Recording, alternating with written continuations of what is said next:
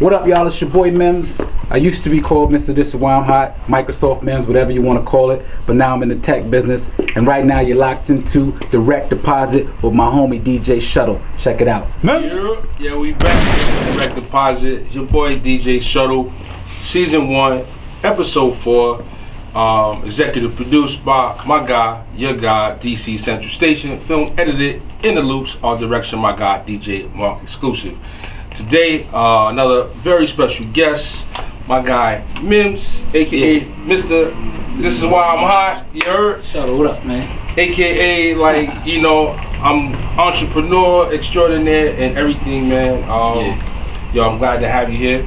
You know, on Direct Deposit. Pleasure you know, to be here. Well, we try to get direct to the information. Please do. And direct to the source. So. Yeah. I mean, with us, it's just a conversation. You know what I'm saying? It ain't nothing special. Nobody's watching. Don't even worry about the cameras, right? Yeah. So what I like to do on this show is like really just build with the guests to kind of like see their journey a little bit and not really focus on, like particular moments per se. Gotcha. So, and this show is definitely inspired by my brother Craig Herron, who passed 2 years ago, and he was a pillar in Long Island. And since you had history both in uptown and also in Long Island, we definitely want to have you to come. Appreciate it, man. Not only tell your story but also speak a little bit about the whole life experience. Coming from the city, coming to Long Island. Like a lot of people, even myself, had that experience. But so for those that don't know, like, give us a little bit of background, like. Where you from? Where your family's from? That's really where I want to start. Like, Like, where's the family from? Take it back. Like, where's the family from? And like, kind of like bring me to your childhood. Yeah. So let's reverse back. My family's actually from Jamaica. So I'm like first generation American, I guess. My mom was from Jamaica, grandma, aunt. All the people I grew up with. We actually lived uptown, right, in Wash Heights. So like it was, for me, it was a little confusing because I lived amongst Dominicans, and then I would run around and everybody, speak to me in Spanish. So I had to learn as much as I could living up there. So, coming in first generation American, Jamaican family, growing up uptown, great place to be growing up because I didn't feel like it was like the hood. Because when people would say, "Oh, you lived in Wash Heights," everybody would scrunch their face like, "Man, like I'm not going up there." But in my mind, it wasn't. They must not know about them black women up there. They must not know about that. Exactly. So I lived up there till I was about 16. But the reason why I'll take you through the history. My mom raised me, single parent mom. My pops wasn't really around. He actually lived close, but he wasn't around in my life growing up. And I can remember when I was like around 9 years old, my mom took me to visit my father for the first time that I could remember, actually meeting him. And when I walked into the apartment, which was only 3 blocks away from where I grew up, by the way, he had these 2 turntables, 2 Techniques, and a mixer. And I knew they were Techniques now, but back then I didn't know what they even were to begin with. And I could remember tugging on my mom, like, "Hey, what is that?" Like, because I didn't notice, man, so I wasn't really gravitating toward him. I was gravitating more toward like the space that he lived in. And I think maybe for me that was like a mental thing, just to kind of gain some sort of a connection. So when I was around 11 years old, I found out my pops had passed away. And it didn't really crush me as much because I didn't grow up with him in my life. Right. But then when I turned 13 years old, my mom passed away, and that was like a blow to my chest. But I could remember, like, right before my mother passed away, for my 13th birthday, she bought me 2 turntables and a mixer. And I had, and you'll notice because you're a DJ, I had 2 Gemini belt-driven turntables. Wow. And I had the old school mixer with the sound effects on it. So I think it was like 7 different sound effects. And shortly after, like maybe 2 months after that, she passed away. So I kind of like, after going through that period of my life, I dived into music right away because I needed a refuge. I needed to kind of escape my reality. So I could remember, like, trying to learn how to blend records and scratch, but I couldn't. So I remember a local DJ in the neighborhood came to my apartment, and he put these quarters on my needles. And he tape on it? With the tape on it, and he put like paper towel under the record. Under the weight, yeah.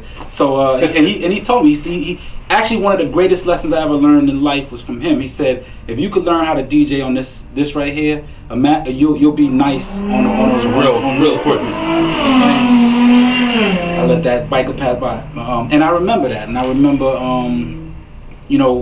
trying to try my hardest to figure out how to learn how to DJ, and it wasn't really happening because I didn't have much to go on. But what I did learn was my love and appreciation for music, and I'm like, man, I love to blend. I was blending like Method Man vocals with SWV instrumentals, and I'm like, yo, I want to be able to make the music and be able to blend his vocals on my own beats, and so I started looking into how I could get my own little setup. My uncle, who was A&R for Loud Records at the time, but more behind the scenes, he took me to another engineer's house who said, if you can get yourself a computer, I can download some programs to it. And I remember like just kind of begging my grandma by the age of 15 if she can get me a computer so he can put the at the time it was Cakewalk, so he put Cakewalk on my computer. Wow, I remember that. Yeah, and I bought a like cheesy Casio keyboard and I started making beats. And fast forward, when I was 16, I had to make a decision because my grandma, after my mom had passed, my grandma was going to ship down to Florida, and my aunt was actually coming to move out to Long Island. And it was either I go with my grandmother and kind of enter this new state, new living, my grandmother was actually my guardian, or I go with my aunt out to Westbury, Long Island. And I could remember, because I would come out to Long Island all the time as a kid, and I would always like fantasize about living here because I'm like, man, this is the big leagues. And I remember getting out here and I had my own room. Wow. And I felt like it just opened my palate to like not being subjected to just being this kid from this one bedroom apartment living with 10 relatives in Washington Heights. And then I remember when I got here, like I didn't know many people, so I kind of stayed in my crib and, like I said, kept making beats. But then I didn't have no one to rap on the beat, so I started writing my own music, recording myself. And then when I would go to the high school, Westbury High School, I had friends that were interested in rapping, and then we kind of clicked up, and I just became that go-to guy for people to get in and make music with. So that's sums up my childhood. A lot of stuff has happened since then, but that sums up kind of like my early childhood. So you see these turntables though, and that kind of like gets you going. Now, like, was he actually DJing? You just saw him there? Like, was it parties? Like, talk to me more about like what really got you going. Because I know you saw the turntables, but there had to be more to it though. Yeah, so I think for me, if I'm looking back on it, so it was just in an apartment. There was nothing going on with it. I'm assuming he did it as a hobby. I don't know much about my father, so I don't know whether or not if he DJed clubs or whatever he did. But I think for me, it was growing up without a pops, and then it was normal where I come from. So it's not like it was out of the norm. So I think when you're growing up and all your friends don't got fathers around, it's hard for you to identify with what a male role model is. Now I had other men in my life that served as role models, but nobody that I saw on the level of someone who obviously like created me. Right. And I think that for me, wanting to DJ was knowing that my pops had just passed away. Me wanting to DJ was just me trying to connect some way, shape, or form with him. And that's how I really kind of like. That was gonna be where I was going with, because I kind of like growing up without a pops too. Mm-hmm. For most of my life, and then them coming back. We connected later, but like basically when I'm an adult. Yeah. He passed, and I know like even DJing is something that I'm doing very much inspired by his love for music. I wasn't even really going hard DJing until he passed away. Yep. So I understand that connection.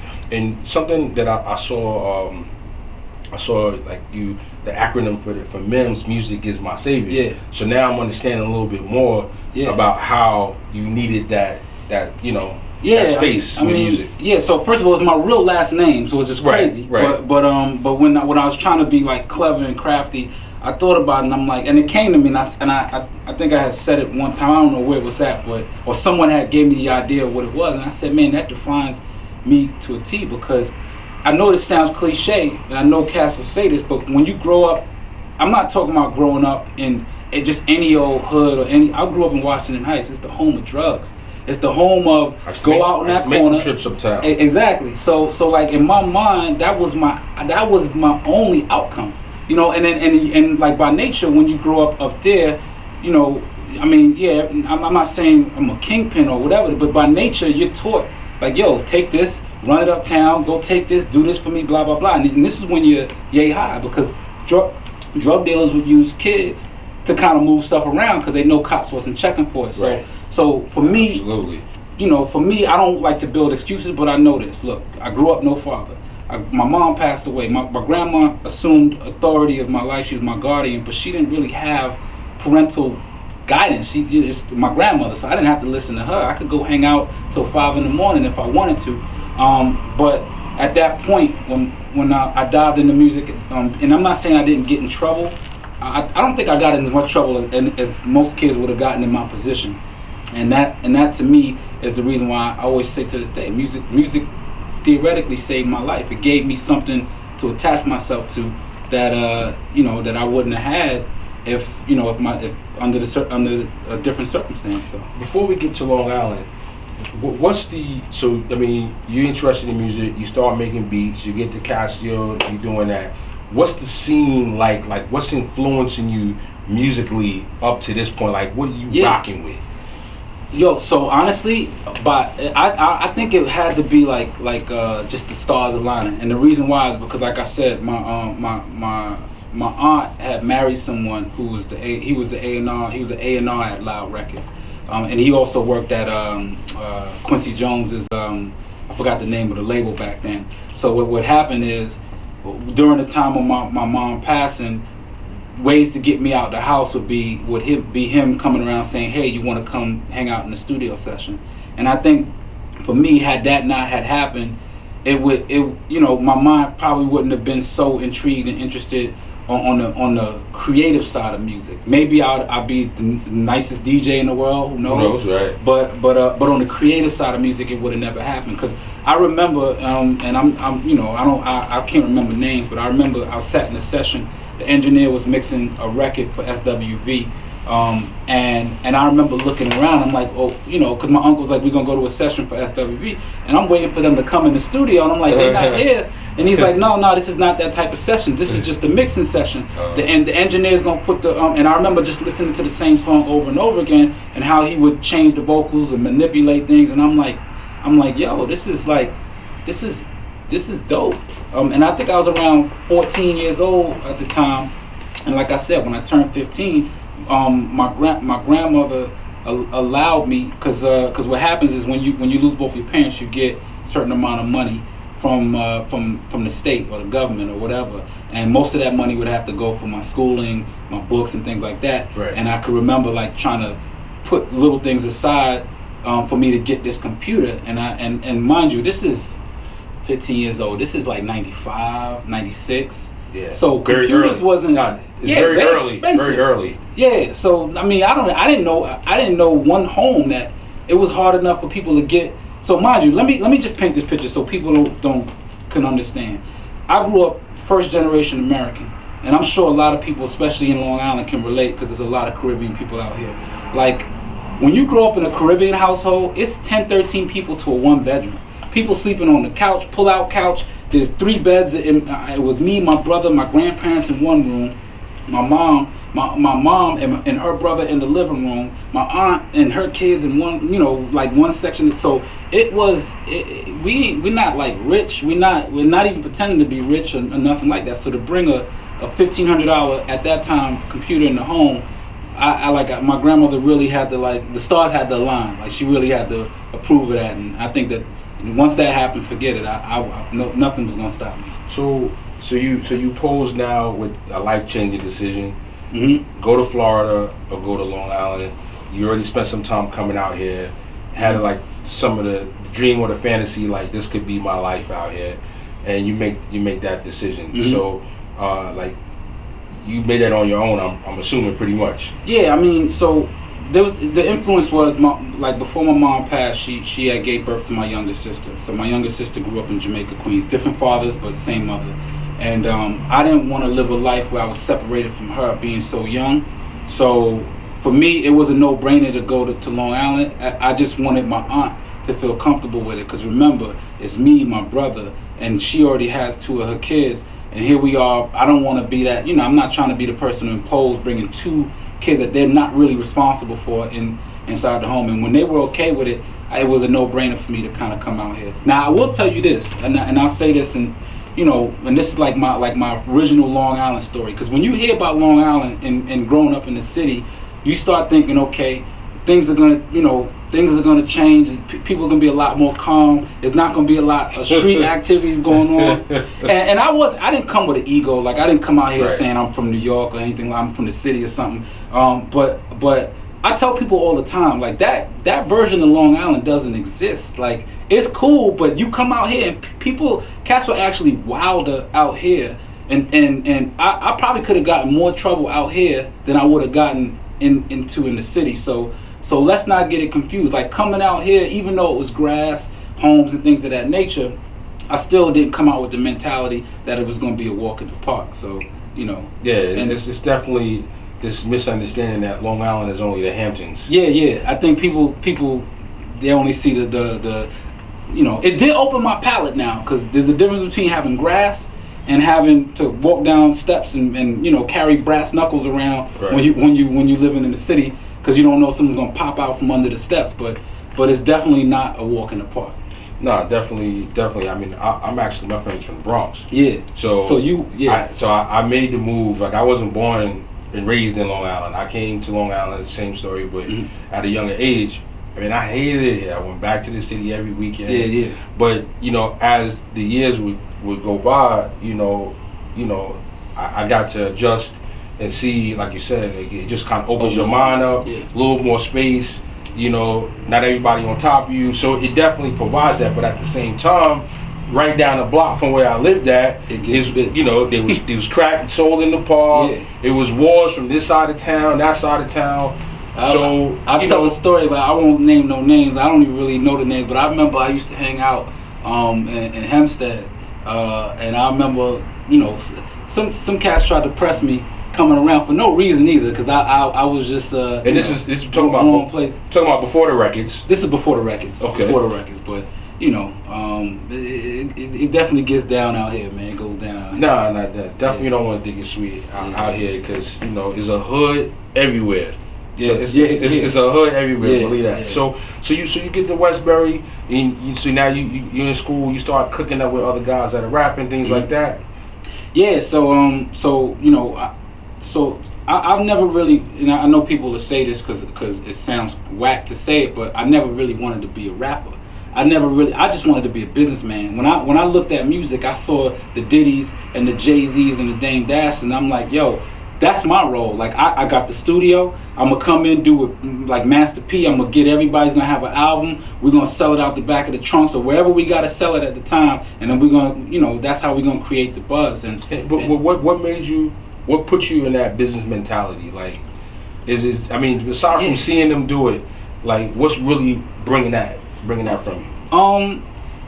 I think that's what I learned from living uptown. I learned the hustle. So that's what I got from living uptown. I could remember, and I'm not sure which one of my peoples it was. Older heads, OGs would always tell me, "Yo, I don't want you using drugs, right? If you're gonna sell it, but don't use it." And what that told me was, okay, money was more important than the rush. And I always kind of had that mindset, like, yo. It's not because and cats used to actually call me the philosopher, because I would make fun of them, like, yo, how much money you losing if you out here using your own supply? So you got to think and use your mind. So they used to call me the philosopher, but that was the beginning stages of me saying, look, I'd rather make money than to be than just to be another person out here hustling for a pair of sneakers or something like that. So I think that mentality, when you bring that together with living in an area where you get to now see like Range Rovers and Bentleys, and because back then it was Pathfinders and Nissan Quest out my hood, and MPVs, and then you come here and you start to see Rolls Royces, and like I said, it's not where I live that you see it, but it's I lived in Westbury, so old Westbury is a 10-minute drive. Right. I'm seeing multi-million dollar exactly. So I think for me it was, and I'm not sure how I knew this, but I knew that I was not gonna get that just being a rapper. Like there's something more to it. Now I kid you not, I used to do two things living in Westbury. I used to go every Sunday. I would go to Glen Cove to the Range Rover dealership, And when the dealership is closed, I would go sit in the used cars. Like I would go into the Range Rover, because they would always leave the doors open, and I would go and I would sit there and I would just smell the interior and be like, yo, I'm gonna have one of these one day. Now that probably looked real crazy. I'm not sure if they had cameras back then, but every so often I would do that just to clear my mind. And then I would also go into Old Westbury, drive my car in and look at all the homes, and I would sit in front of the house and look in the windows and be like, yo, I wonder what the person who live in there does. And that would be what would open my palate as well. So when you combine all of this, and then you get into a situation where you got other cats that are starting to like see the dream of being a musician and a rapper, that the business side was second nature for me. So that's what I really wanted to do. Like I pictured myself being the club owner, being the owner of the record label, you know, on that side. Yeah, it was the boss no matter what we was doing. Exactly. So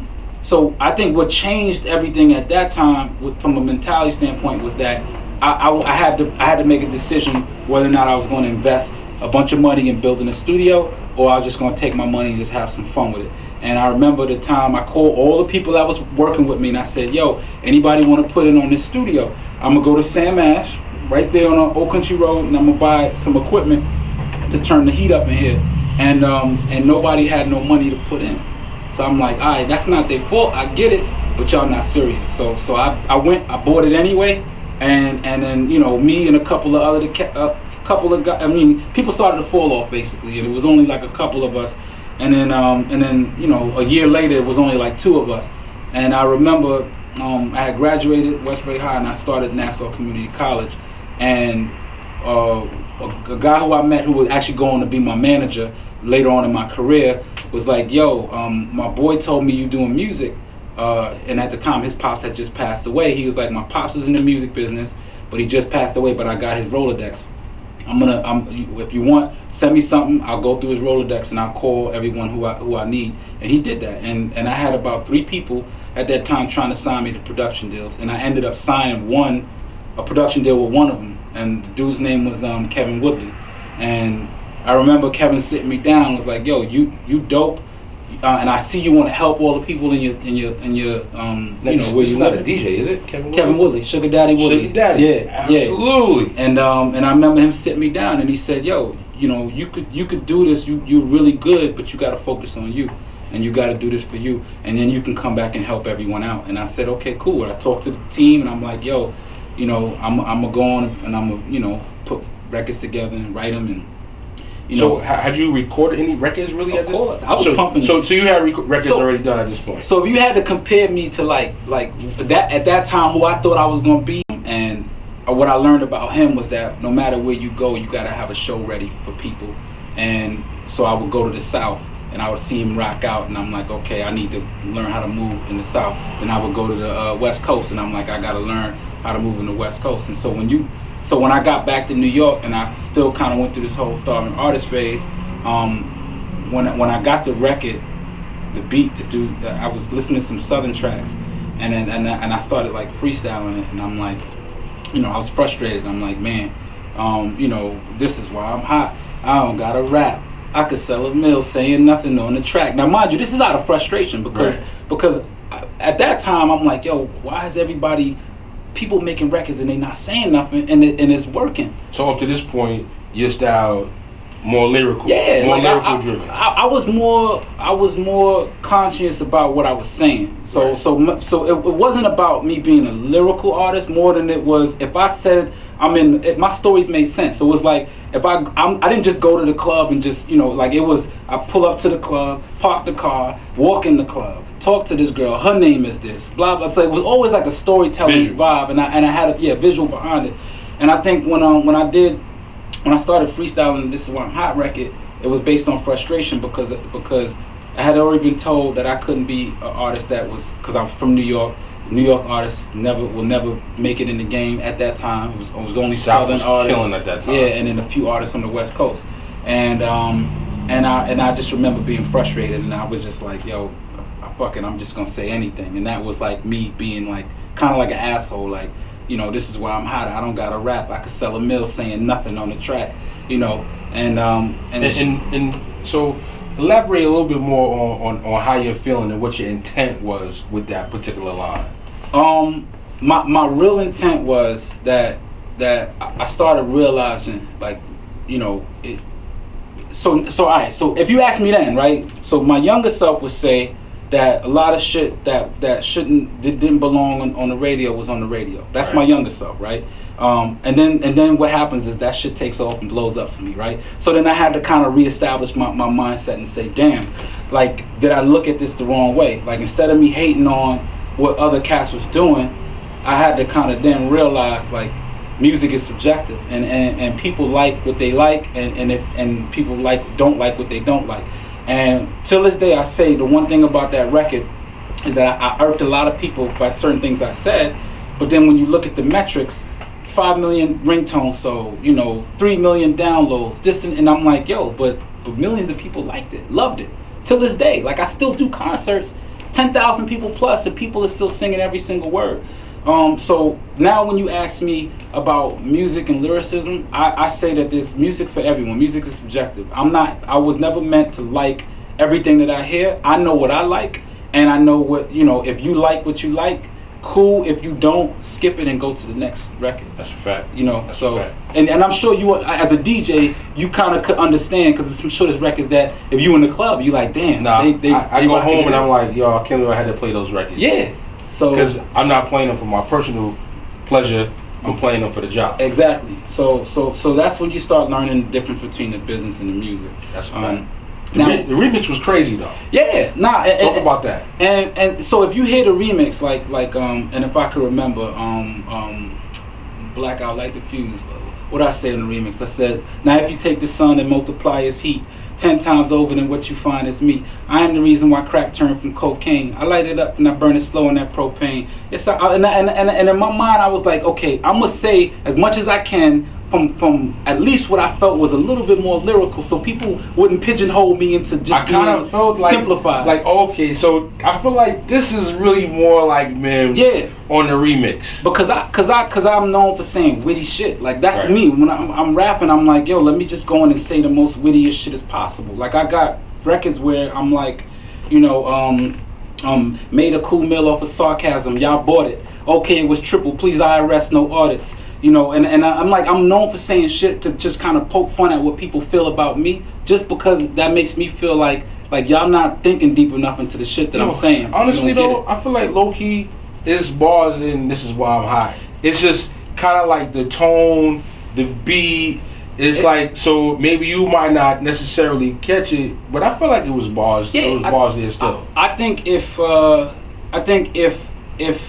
if you would have listened to the Music Is My Savior album, if Cass would have listened to the Bodies, because there was records I recorded before that are actually on the album. Like, I got a record called Dr. Doctor that's on the album. And if you listen to like Dr. Doctor, and then you listen to This Is Why I'm Hot, you'd be like, this is two different artists. This is not even, this can't be, there's no way this could be the same person. And I tell you, the reason is because it's the gift and the curse. Like, I put that shit out, and the world accepted it. And it was kind of like damn, did I miss something? Am I wrong? So,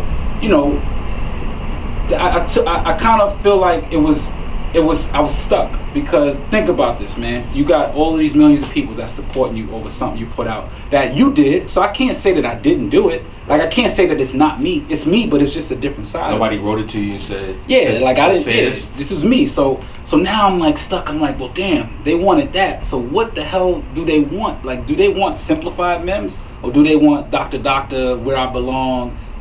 That, do they want that vibe? And I remember, like, going into that album, I wasn't able to kind of like, so if you listen to it, you'll have like 2 or 3 records that kind of like emulate This Is Why I'm Hot and that style, and then you got like 5 or 6 records that emulate this, and then something that's just a little bit in the middle. So that album itself was like was a hard body of work to put together, and then going into the second album, it was a different vibe for me completely, with just being a musician, where I just didn't want to do it anymore. But the business side. But let me stop you though on having this record that's like, like a #1 hit. Let's just be clear. We're not talking about a record that got a buzz. We're talking about a number one hit. Yeah.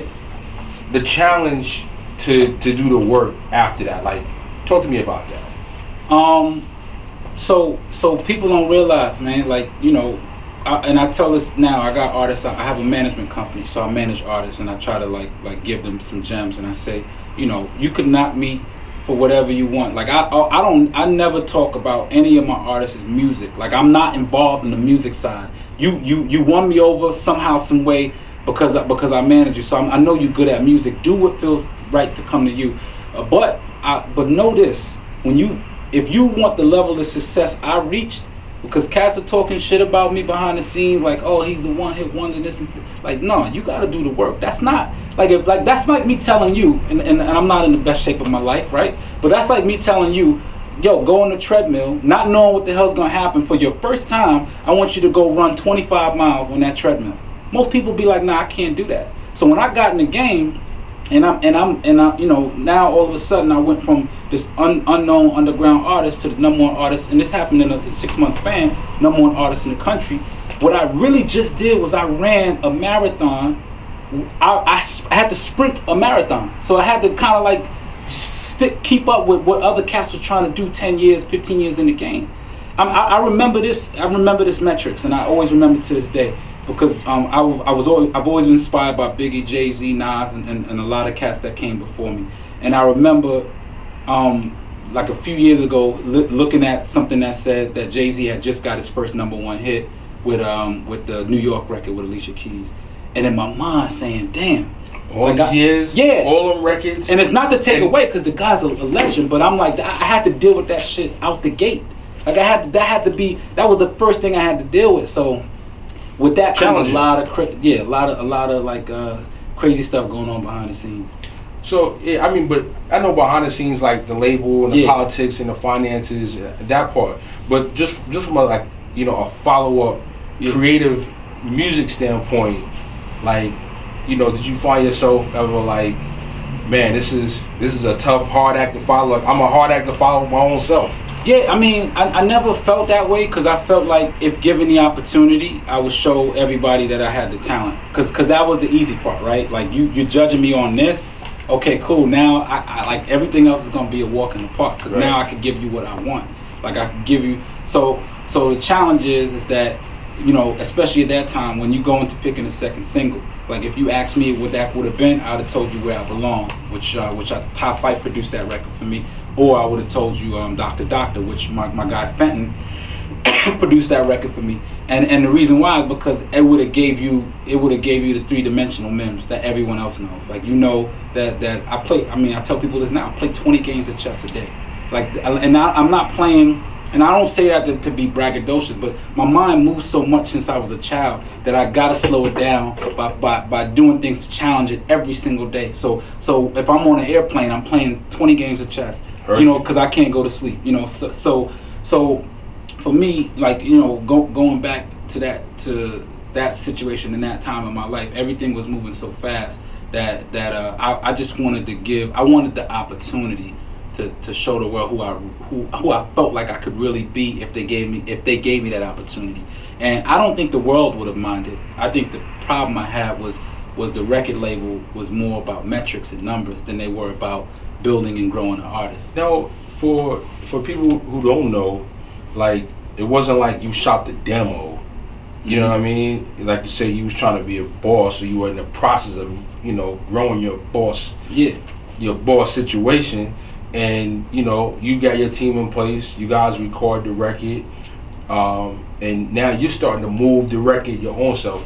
Talk to us a little bit about, like, what was your hustle getting the record, getting spins, and kind of like getting it to where everybody's like, yo, we got to get to this guy and his label's interest.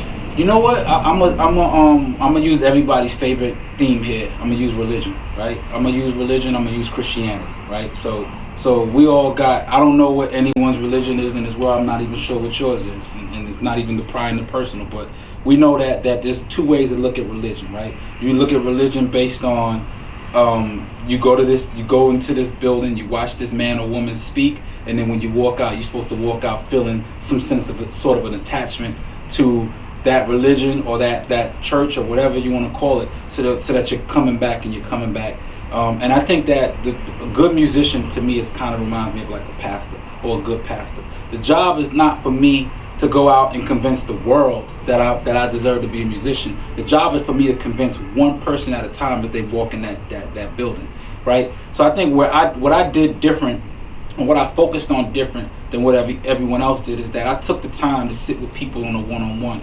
and got them to actually like listen, understand who I was, and fall in love with me as a musician and an artist. And then that person would leave and say, yo, this is the most talented person I've ever been around. Till this day, and I'll say this because I know cats will give me slack on this, but the reality is that my team, the cats that I came in with, you couldn't tell not one of them that I was a whack rapper or not hot, because they wasn't going for it. They might even try to hurt you over saying something like that. Now, I know, once again, music is subjective, so you're entitled to your opinion, but because they believe so much in that, there was nothing that they wouldn't do to show the world that it was. And I remember having a couple of cats on my team. Shout out to my boy GP and Ill C. I told him, I said, yo, I want y'all to go to Hot 97, take a pillow, and I said, I want y'all to stay out there for 24 hours. So every DJ that you see that comes out here, I want to make sure that they know that we looking for them to play the record. And they went and they did it. And I don't think any DJ ever, it's crazy, because that's another story. Okay, I want to make sure I got this right. Yeah. All right. So we got some real loyal team members. Yes, very loyal. I need you guys to go to Hot 97. I need you guys to get your snuggie, get your pillow, be prepared. And I need you to be there. 24 hours. And we're not talking about where you can sit with your cell phone, because I mean maybe they might have had a cell phone, but it's still early in the cell phone era. So you got the team sitting out of Hot 97, ready to promote and work for you to make sure they see your team out there. So when they see you the next time, oh, okay, that's them guys that was out in front of the station. Like, yo, and it was, for me, it was, even if you don't play my record, you gotta respect the hustle. And I respect the hustle. If you don't play this record, maybe you'll play the next record. Exactly. Because remember, I had a record called Big Man, Little Man that Coco Chanel used to play on Hot 97. This is before this I Did You Wrong and this Swamp Hot. So Coco would back it. Flex actually played Big Man, Little Man a few times, dropped bombs to it. And this is like 2002, 2003, around that time, or 2002. So I knew it was possible for, because everybody chased that dream back then. Remember, like, it was, if you got your record played by Flex, you was on in New York. So I knew it was, and mind you, Kevin Woodley, once again, he was on radio. He did BLS. He was doing Shadow in the night, and whatever he would play in the club would end up on air. So I think through the course of events of my life, when I'm starting to learn how that side of it works, and I'm like, man, radio is not as hard as people think it is to get to it. You just gotta stick with it. And so if it wasn't me and trying to build relationships with the DJs, it was always a team member, and they always stayed out there night after night, day after day. There was not a club that we wouldn't go to. There was not a DJ that we wouldn't run up on and meet. And once again, subjective. So you like it. If you don't, I still want to build with you, because at least when I do get that one that you do like, all I ask is for a little bit of support. Did you use record pools at all? After a while we did. So the first record I ever technically put out was on Test Plate, was I Did You Wrong. And we actually used to take the actual test plate. So for those who don't know what the test plate is, if you go and put a record. Now, where'd you get yours from? Well, actually, it's crazy because I would remember the name, but I probably wouldn't. I don't remember the name, but there's a spot in Queens. I got some dub plates done. Yeah, so you would go out, you pay your money, and I think thick as hell. You get the big test plate record, and that's what we would give to the DJs. Absolutely, because we couldn't get the whole thing. $40, $50, something like that. Yeah, so So we used to move around with the test plate. So we didn't do the record pools then because the test plate, you gotta have money to press the record. However, and I'm gonna say this from a digital standpoint, this is the brink of MP3s kind of becoming the norm. My partner company is called DigiWax Media. That's what I was getting to. Yeah, so, shout out to CL. So CL was one of my business partners, and he had just got let go from Elektra Records, and this is like the week before we were set to go on the road with Method Man, and in his mind it was like, yo, I could go shop for another label, or I could go pursue what I really want to do, which is this DigiWax thing. And I was just like, I feel like I was like the test dummy. Like I was the artist that he was gonna put that respect behind to send it to everyone, just to show them that he could break artists as well. So the manpower behind that was like so ridiculous. Yeah, but and he had his relationships too. And you, so you know, now not only you have your hustle, but you got a guy who's doing a groundbreaking marketing strategy, and unlike now where there's 100 different artists on DigiWax, you're the guy. One. Yeah, I'm like the guy. DigiWax artist. Yeah, and he's out there. So I think that was monumental. Yeah, I mean, once again, stars aligning. So I got to give credit to the stars aligning, because that's really what this is about, right? You can't get to that point in your life unless you have other people around you that share the same vision. And maybe it's not the same exact vision, but if you could, like, even now with what I'm doing in life now, I still connect the dots as much as I can with people who share similar vision, because if there's something I could do for you that you could do for me, and then we can kind of move in unisex, then we good, man. Yeah, shout out to my guy DJ Jeevis. Yeah. Shout out to the whole DigiWax staff, man. They keep me loaded up. Yeah, you know. Yeah. So I mean, I just want to fast forward, you know, for the essence of time. Yeah. You know, very successful career, you know, as an artist. I know you went through a lot with the label, though. Yeah. You know, because there was, I guess, in your eyes, or by the numbers wise, I grossed $16 million. My first check was like 30 grand. From the label though. We're not talking about all the other money that I got from other situations. Right. But that was $16 million. 40,000 was the first check. I think the second check was like 120. That came like 6 months later. But mind you, I had just bought a car that was like $100,000. That was three times or four times as much as my first check.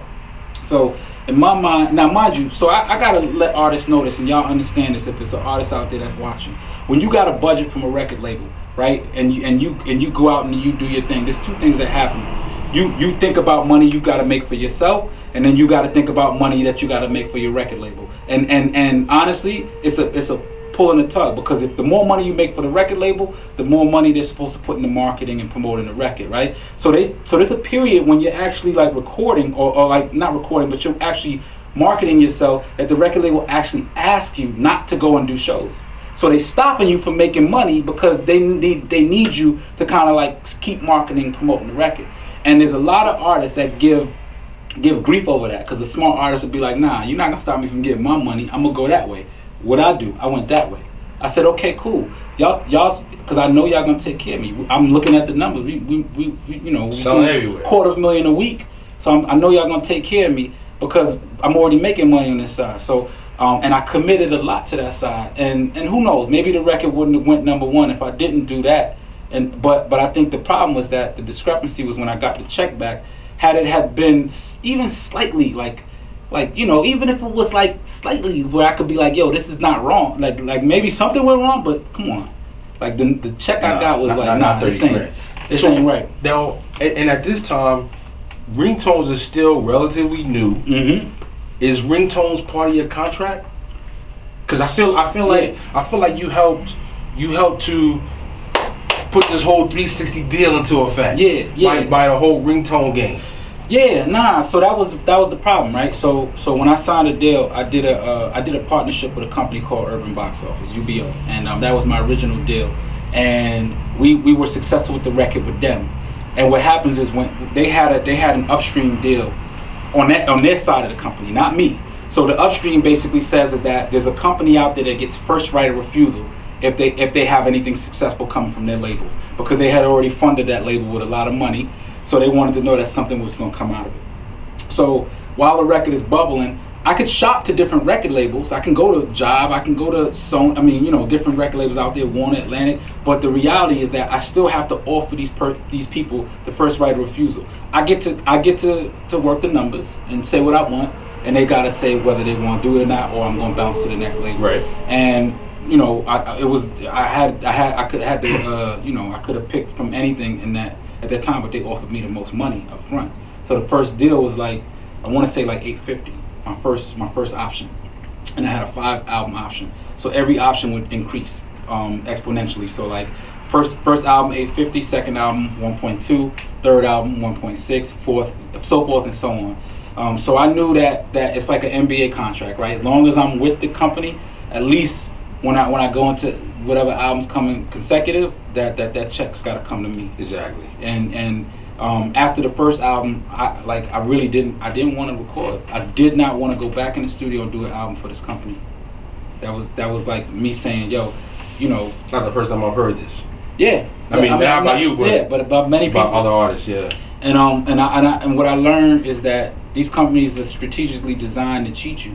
Why? Because they know that it takes litigation and legality, get involved in lawyers to get your money, and that's years of sitting down waiting for money to come in. And we went through a 7-year litigation with them, and I didn't end up on the upside on that either. But I decided to go through it and pay hundreds of thousands of dollars just to fight for something that I didn't earn in the first place. And it was like a blow to the chin, it's a blow to the chest for anybody. Because remember, I started my story by saying I got into music because my mom passing away. That's how I dived into it. So when you tell me that you're gonna rob me of something that I used to escape my own pain, there's nothing I could give you that would match that. I don't care how much money you got in the bank for me. I'd rather keep this for myself. So how are you feeling inside now when music is my savior, and now music is not even that savior anymore? Like, how are you dealing with this? Well, so exactly. So for me, I had to come back to that point where I still felt like music for me would be what has allowed me to do everything that I've done. So I still believe that music definitely has been that saving grace for me. But I think now it's more about fun. So now, like when you ask me about music, and shout to DC because I know he asked this question earlier off camera. But now when I think about doing music, if I do decide to get in the lab, it's gonna be strictly about fun. It's no money involved, nothing with anything on the other side of it. I might just do it and put it on a computer and no one will ever hear it, but it's just gonna be for me and not. And if I do decide to share it, it's because I feel like the world needs to hear it. But so it's not true. You don't have a new single coming out this fall. Nah, I don't. It's not true. Not true. Oh, not true at all. Okay. I'm not gonna say where I heard that from, but yeah, I don't know, man. I heard you had a new single coming out this fall. Yeah, somebody might have something on there. It might be something from 10 years ago. It might be DJ Blackout put out a new single with this new artist they signed. Exactly. No, it's crazy. Shout out to Blackout because he does do that. Because I got some verses that be sitting on computers and people will take them and put them on new records. But other than that, I'm cool right now, man. So you know, fast forwarding, you know, you a few years ago decided to get into the tech game. Tell me a little bit about what inspired you to get into the tech game and a little bit about the company. So remember when I said I used to sit in front of them houses and like wonder who would be in there? When I didn't get what I was supposed to get from the record label, I realized that would never be a rapper, right? That's the true life story. Like you would never be a rapper sitting in that house in Old Westbury. That's the truth. The record label owner. That's the owner of the record label, or or someone who invests in some pharmaceutical company or something crazy like that. So, and it's not to say rappers don't live in nice homes. It's to say that when you were rapping, you getting money in the rap game. 9 times out of 10 is from the ancillary stuff that you're doing anyway. Like Nas got his VC fund, right. And Jay-Z's got Rock Nation and sports agencies and things of that nature. So not to knock anyone, and that's gems for y'all out there if y'all listening, man. Like I'm not saying you can't use music as a gateway. Yeah, diversify. But the reality is that if you relying on that to put you where these people are, it's not gonna happen. It's like if you get money hustling on the street, you still gotta get some real estate. Exactly. And Springer tried to put it on the game in the wire. Absolutely. Absolutely. So So I mean, I remember I had an idea for an app, and I was flying to San Fran to do a show. And I'm still relevant, so people still know who I am. And I was like, yo, let me just call up. Like I told my partner Eric, you'll call up a couple of these VCs. Let's take some meetings. And that's how I look at life. It's like, yo, I don't care who you are. I'm gonna get into that. I don't care who you are. I'm getting into your office, right? At least I'm gonna get in. And I remember we got into a few offices, and I kind of feel like nobody laughed at me in my face, but they were like, man, like you think coming in here with an idea matters? And that was like a rude awakening for me. And I'm like, man, ain't nobody telling me I can't get money in this in anything that I do in life, and let alone like technology. This is my passion. Like I wake up and I turn on YouTube and I'm trying to figure out new technologies coming out. So so I remember saying, damn, like they shut the doors on me, they're not working with me. Okay, cool, I'm gonna infiltrate. And I can't even take the credit. My business partner Eric did the legwork and started like kind of learning what was needed, and then he kind of reported back to me like, yo, we need to do this, this, and this, and that. And then here comes DJ Blackout like, yo, you guys got great ideas, but y'all moving slow. Let's figure this out. And he's like, I want to get involved. And I'm like, okay, cool. Well, how much is it gonna take? And I remember the first coder we got with, I was like, yo, this is the idea I want. Can you make this happen? He's like, yeah, give me a week and $750. And I'm like, okay, cool, boom, here you go, take it. And a year and a half, $250,000 later, I was still building the same concept. Wow. But I think what happens is when you're an entrepreneur like me and you throw your own money and everyone's throwing their own money into something, it makes you work 10 times harder. That's a fact. Because you got to get that money back. You know? That's a fact. So Record was the original name, right? Mm-hmm. And tell me a little bit about like the origin of the app, what the app does, and how it works. So going through what I went through in the music industry, I said that I wanted to create something that I felt like democratized the recording process. And the reason why people ask me, well, why you want to do that? Why? Because when I was recording music, still to this day, you got to pay $1,000 to get in the studio for 12 hours. You got to pay a producer who's good. I mean, not all the case, but at least someone who's good now and nowadays lane $5,000, $10,000 to get in and rock with them. Then you got to engineer it, mix it, do all this other stuff before you even know if it's even something hot. So you could be $150,000 in making music and not even have an audience to put it to. And I feel like that was always the problem with music, is that the ones who have access to studios were normally just people who had money and they weren't good at it. And the ones who didn't have access couldn't afford to get in, but they were the gifted ones. And when they did get in, it was because someone else put money into it and then kind of signed a contract taking all the money back. So I felt really heartstrong about trying to democratize the recording process by allowing people to use their phones as a studio where we can collaborate with producers right there in the app, record the music right then and there, shoot a video, and then share it across the social sites. So that was the simplicity of it, like create music, shoot a video, and share it. And that's really where the idea kind of came from. So if you're watching and you haven't seen the app yet, you can hear the track, record your vocals right on your phone. People can now hear this, and you can share this worldwide. Yeah, and you can get that real instant feedback from people. Yeah, instant feedback, and it's my job as a musician to go out and kind of evangelize like music professionals to be on the app, scouting for talent. And the reason why I do that is because I want people to gain an opportunity. So like I never really go into things thinking there's money involved on the other end. I go into it saying if I can give someone an opportunity that they didn't have, anything, it don't matter, even if it's just like a couple $100 in their pocket for doing a dope record with someone, or to network them to collaborate with a producer that they would have never met off app. To me, I feel gratified by doing stuff like that. Why? Because I come from, and this is like the philanthropic side of me, whatever that word is, side of me where I feel like because I was given the ability to kind of get out and see the world, the people that came from the same areas as me, or even worse conditions as me, because I didn't live that bad, but allowing them to somewhat have an outlet or an opportunity, and that was always the goal, and still the goal with me right now. And just so, I mean, I didn't register, but I'm on a new site, Creator.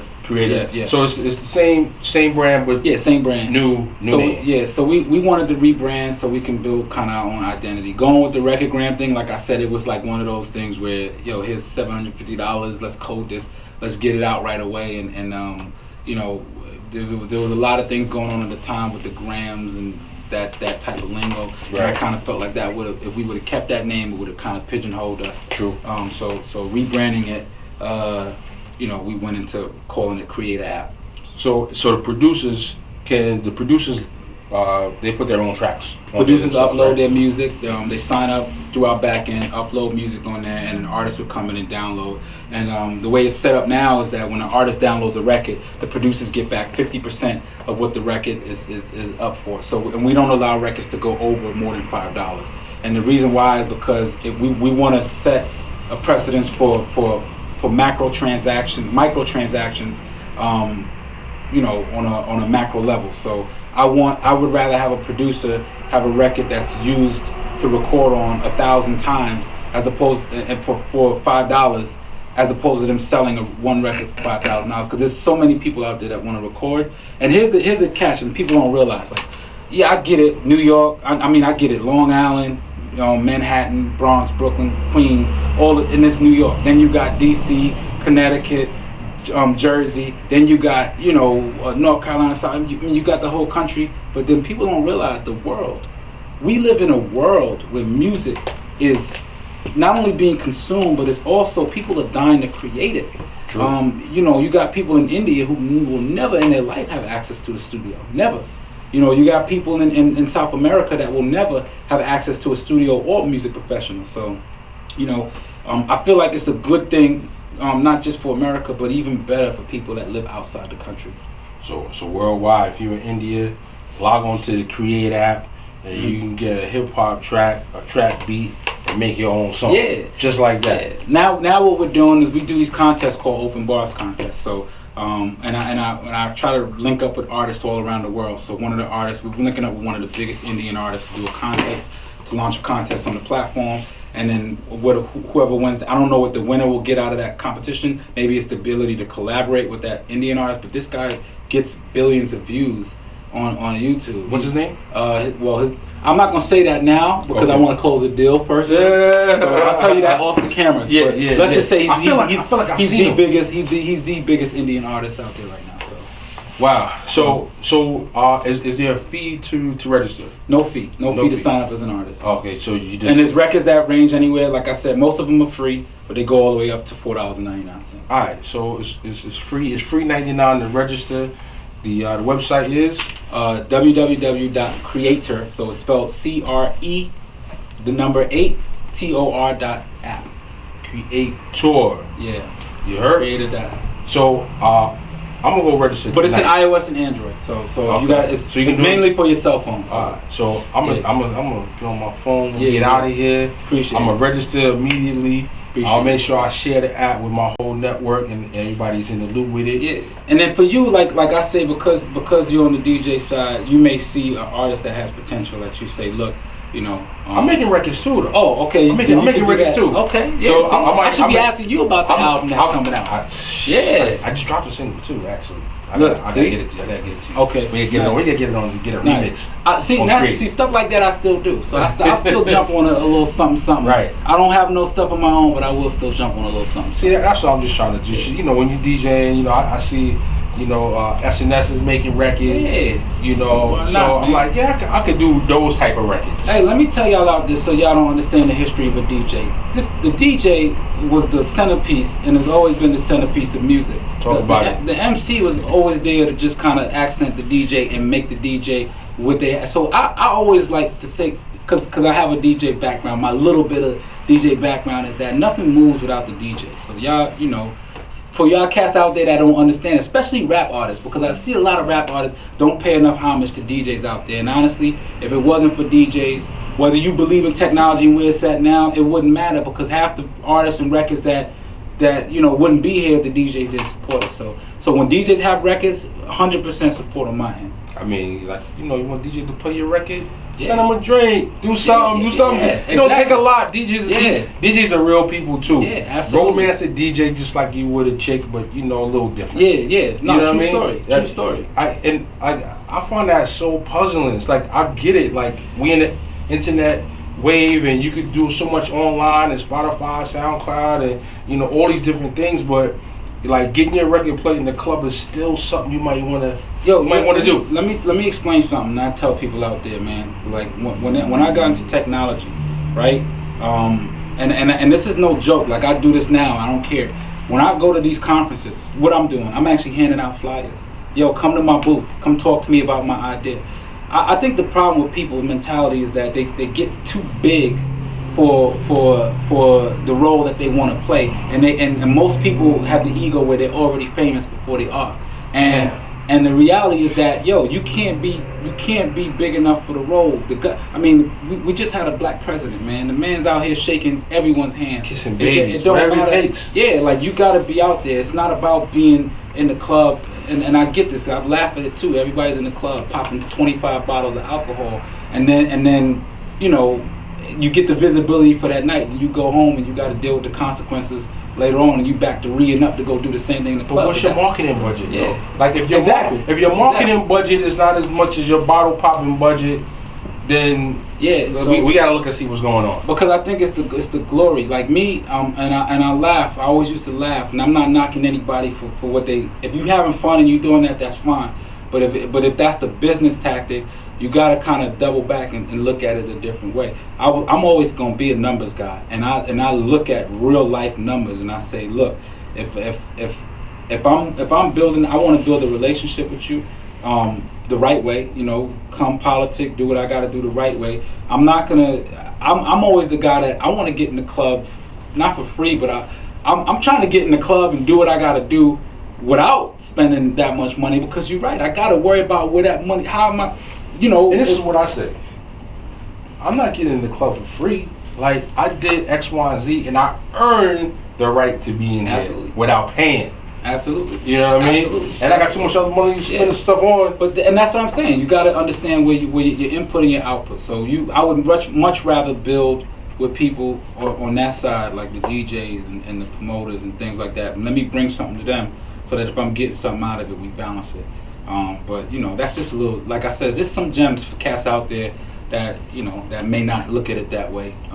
Because nowadays rappers just be rapping for other rappers. Like they literally just like, let me just show this rapper what I got. And I was never like that. Like I'm the cat that was in the club like, damn, there's only 10 girls in here. Like, what's going on? We need to get out of here. Yeah, let me go to Sausage party. Let me go to the other spot. Like, this ain't cool. So nah, but you know, this is my life, man. That's it. Nah, man. Yo, I appreciate you coming out, chopping up with us. Appreciate you having me. Direct deposit. You're already here live. Don't mind the boy, the blazer either. I was in church. Corporate Mims. Church, you know. Yeah, no. It's corporate Mims. Yeah, corporate Mims. Corporate Mims. We like that, right? We gonna call it that. Corporate Mims. Create the new web app. Yeah. Get it on your phone. Android, iOS. Everybody is good, and yo, continued success, man. On this side, it's nothing that makes me feel better than to see a guy go from the top of the world in the music game to now being in the tech game, because one of my life mantras is you got to be changeable to be remainable. You heard? Absolutely, man. And like that. And you've actually like embodied that, going from a #1 record to now potentially an app that could be the #1 app for musicians. I'm trying to. And that would be an incredible story to go full circle. Put up Mark Zuckerberg numbers, man. I mean, that's why we here. Yo, listen, if you're watching it, please download the app, get it on your phone. If you're not an artist, you know, a musician, tell a friend to tell a friend. Direct deposit, we here. Like, subscribe, share, comment, tell a friend.